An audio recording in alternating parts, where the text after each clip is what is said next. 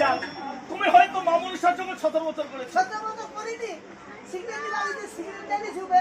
আচ্ছা। টাকা দিয়ে দিবা তো টাকা রেখে সিগারেট ঘুরা দিয়ে দিবা। যাকে মশাই, তাহলে মা সরস্বতীকে আমরা আহ্বান করেছি, আসর এনেছি। এখন আরেকটি মা আছে জানো? কি গো?